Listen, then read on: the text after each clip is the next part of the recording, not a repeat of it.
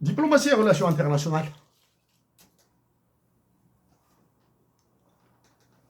Les relations internationales et la diplomatie algérienne.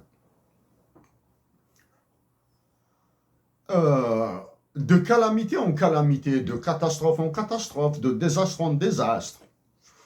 L'élément sur lequel j'éviterai de déblatérer, là, c'est l'accord d'Alger dit de 2015.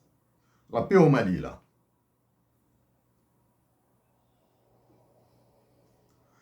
La diplomatie algérienne peut, et ceux qui agissent dans les relations internationales de l'Algérie avec les autres pays, ils peuvent faire des conneries, là, c'est toléré. Faire des conneries, c'est toléré.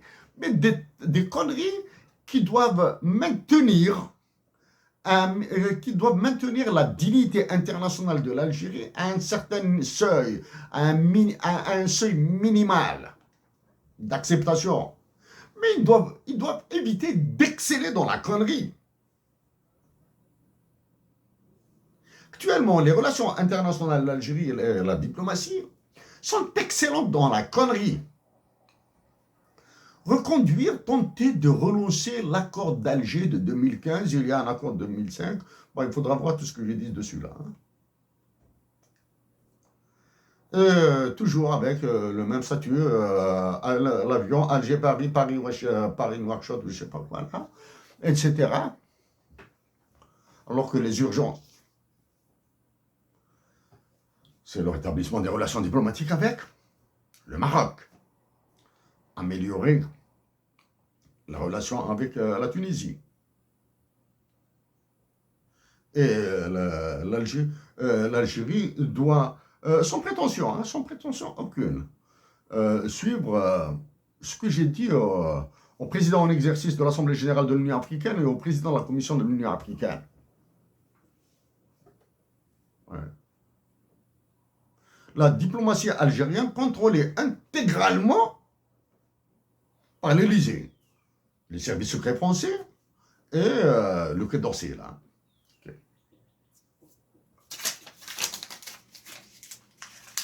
Alors, est-ce qu'une comparaison entre l'Algérie et le Soudan est soutenable? Je vous éviterai les aspects purement économiques internationaux du Soudan. La dernière action qui a été faite, du moins dont je suis au courant, qui a été faite au Soudan, c'est le déplacement de l'ancien directeur général du FMI, Dominique Strauss-Kahn, ancien ministre de l'économie de la France, au Soudan, pour lancer des hedge funds, des fonds spéculatifs là-bas. Ça, c'est une économie. J'éviterai d'aller sur certains aspects liés aux ressources naturelles du Soudan, comme l'or et le diamant, qui sont contrôlés par des généraux mafieux de l'armée soudanaise.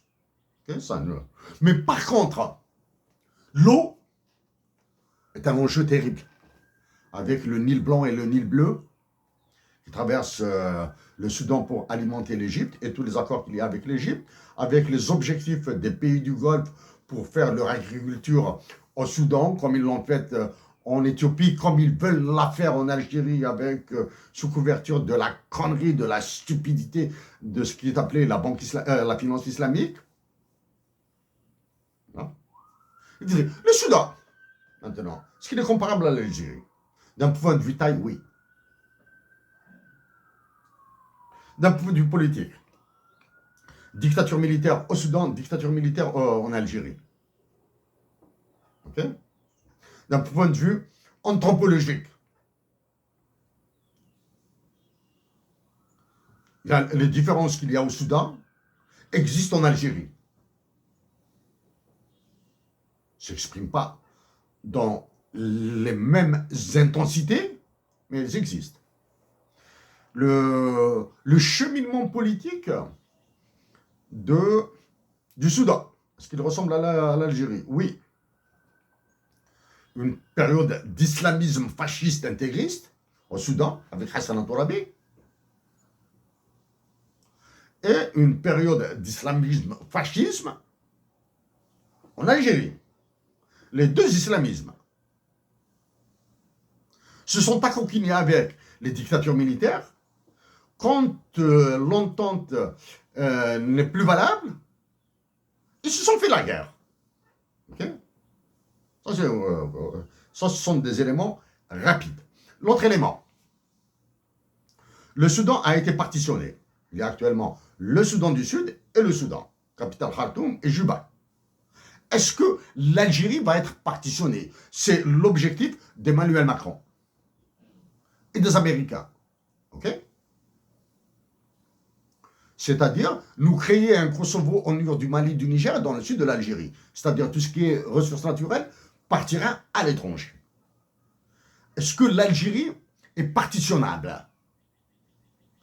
Froidement, de glace, je le dis, oui.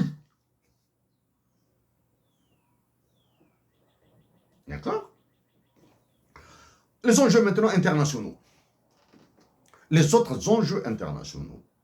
Est-ce que le Soudan est l'enjeu de puissance entre la Russie, la Chine, la France, les États-Unis et l'Angleterre, l'Italie? Oui. Je vous l'ai dit il y a longtemps. Obori One Belt One Road Initiative, hein, la route de la soie de la Chine, il y a de la langue, il y a de l'économie, il y a de l'argent, il y a du commerce, il y a du business, et il y a de la guerre. D'accord? Si tous les moyens économiques, culturels, financiers, monétaires ne suffisent pas, il y aura la guerre. Donc la Chine et la Russie peuvent encore entretenir la guerre contre les États-Unis, la France et l'Angleterre. Ils peuvent encore entretenir la guerre au Soudan, du moins, dans tout le Soudan. Hein. Soudan, Khartoum, le Soudan du Sud, et séparer encore plus le Darfour pour faire une autre république avec le sud de la Libye. La Libye, le désastre de la Libye. Donc, tout ça, est-ce que le Soudan et l'Algérie se ressemblent? Oui, une pauvreté extraordinairement dangereuse dans les deux pays.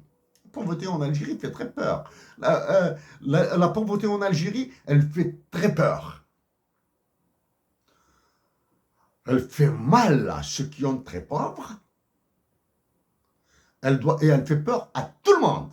C'est-à-dire, y compris aux riches. C'est pour cette raison que les riches peuvent tuer les pauvres.